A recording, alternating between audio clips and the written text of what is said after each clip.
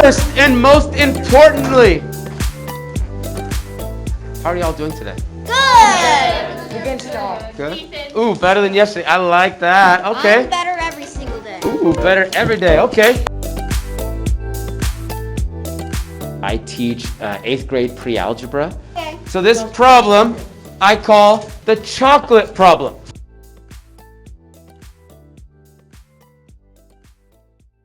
Chocolate problem, I look at it as a low floor, high ceiling type problem where students can access it in lots of different ways, whether it's visual, whether it's an equation, and just wanted to give access to all.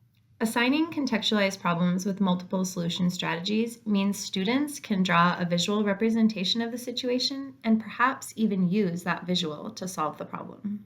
This strategy also means students can connect to and use the context to make sense of the quantities and relationships presented in the problem. This sense-making oftentimes allows them to reason through and solve the problem in creative, non-traditional ways. Lastly, this strategy can also mean students can use more formal algebraic representations and procedures to solve the problem, which typically align well with and provide notation for the thinking associated with other solution paths.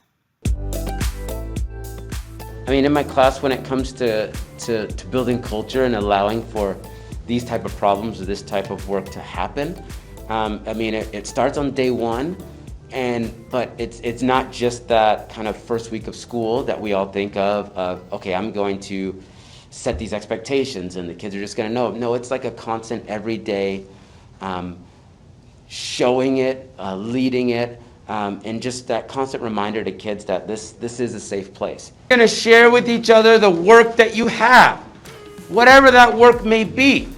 So if you're kind of struggling and don't have a lot, do I still want you to share that work? Yes. Absolutely.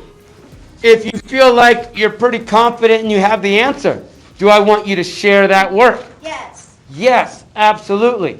I want the two of you to share your progress of what you have, because maybe you're going to see something a little different from what you have, and I want that discussion to happen. You know, I always love to go with just that question of, what would that look like? You know, really getting them to show me visually, because that visual will kind of get things rolling for them, because usually I'll come around and there's that blank paper of, well, show me what it would look like. How can you relate the math to this visual, and really have them explain what exactly going on in the visual or what each step in their equation means. Started to kind of draw.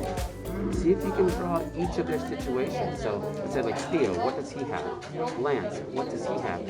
As a visual, and see where we can go from there. With students using different representations and strategies to solve the same problem, what are the keys to bringing everyone together?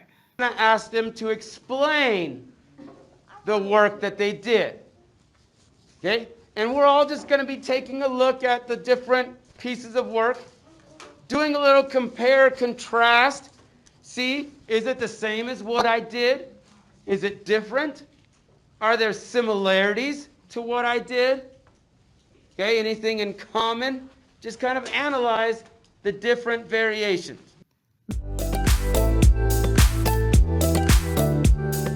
Much to my surprise, Floyd chose to analyze an algebraic solution strategy with the whole class first. Most of the students in the class did not use this strategy, so I wondered why he chose to sequence the discussion this way.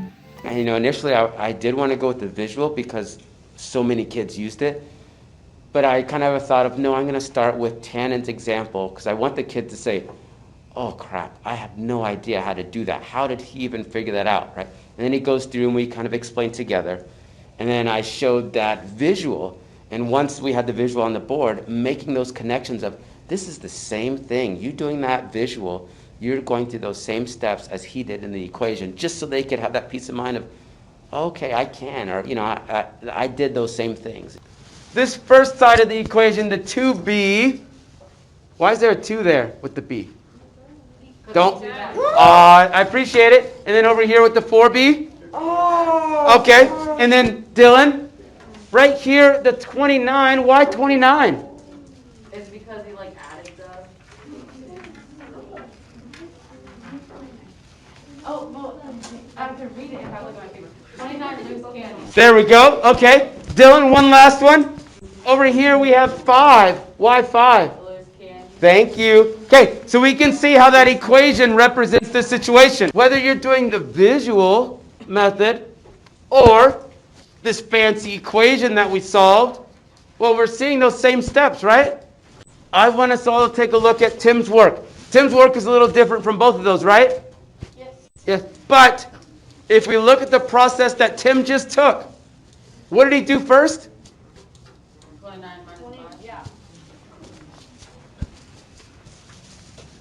Oh, this? Or wait, oh, this? So we have 3 different representations of the work that you all were doing. Thank you, Tim, I appreciate it. Right?